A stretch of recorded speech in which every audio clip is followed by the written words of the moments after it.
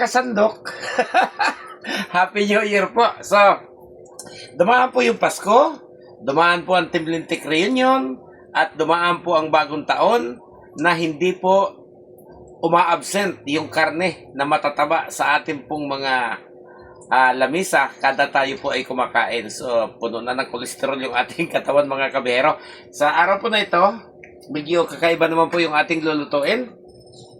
So, mayroon po tayo ditong mga laman loob po ng bangos. Ayan. Pero instead po na gawin nating adobo, gagawin po natin siyang papaitan. Sinigang po siya, pero may kaunti po siyang pait. So, hindi naman na po yung bago. Madalas po akong gumawa nito.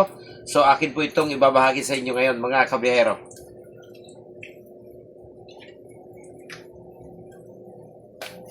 Okay?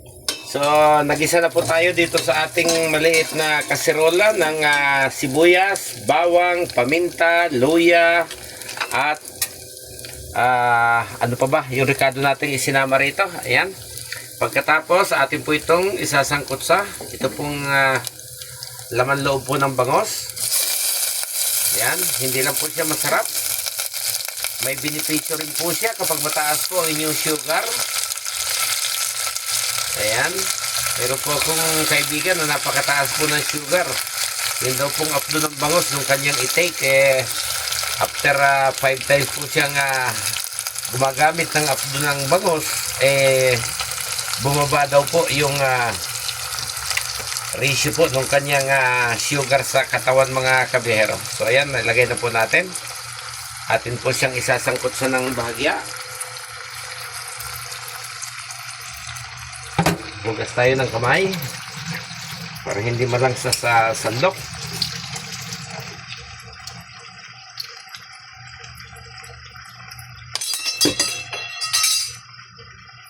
Nahulog. Nahulog po ang ating sandok. Hindi tayo pwedeng magtrabaho sa barko. Yan, halo-haloin po natin para masangkot sa ng bahagya po yung ating laman loob ng bangos. Make sure lang po na kapag kayo po ay gumawa ng ganito, ay nalinis po ninyo ng husto. Wala po yung kanya mismong pinakambituka, parang mga atay lang po at saka taba. At siguraduhin po natin na hindi po siya mapipisaan ng apdo mga kabihero. Dahil kahit isang apdo lang po ang mapisat dyan, ay sigurado pong ubod ng pait mga kabihero. So ayan, pwede po natin ilagay yung kanya sili. At maya-maya po ay lalagyan po natin siya ng seasoning at pipigaan po natin siya ng kalamansi mga kabihero. So ayan po mga kabihero, kulong-kulo na po siya. Maglalagay po tayo ng kaunting asin.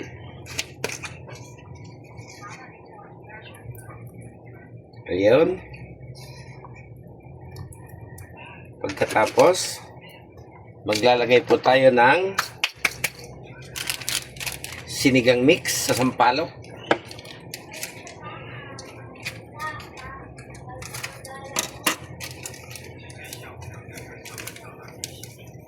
Hindi mo na po siguro kailangan masyadong maasim. Maglalagay pa po tayo ng kalamansi.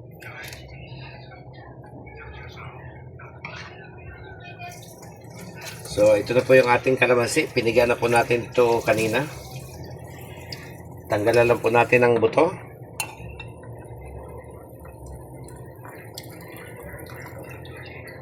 At siyempre, katulad po nung paggagawa po natin ng papaitan sa baboy, ilagay din po natin yung kanyang balat para mawala po yung kanyang langsa. Ayan. At hintayin po natin siyang kumulo ng kumulo. So, ayan po yung kanyang magiging laman, oh. So, hindi naman na po kakaiba ang lasa nito dahil kapag kayo po ay nagsisigang ng bangos, ay hindi ho ba't napakasarap din po ng bituka ng bangos kapag isinasama po natin sa sinigang. So, ngayon, ito po ay purong bituka at atay po ng bangos mga kabiyahero. Okay, hintay-hintayin pa po natin. Mga isang kulo pa po para sumarap yung lasa at lutong-luto mga kabiyahero. Saglit lang naman pong maluto. Ano ba? Oh, yan na. Patayin mo na. Okay, patayin na po natin yung kanyang apoy. Madali lang naman po itong lutuin. So, ayan na po siya. Ayan. So, nalagyan na po natin siya ng lahat ng panimpla. So, ayan po yung kinalabasan ng kanyang mga atay. So, try nyo po at talaga pong napakasarap. Magsiguro lang po kayo na wag pong masasama yung apdo.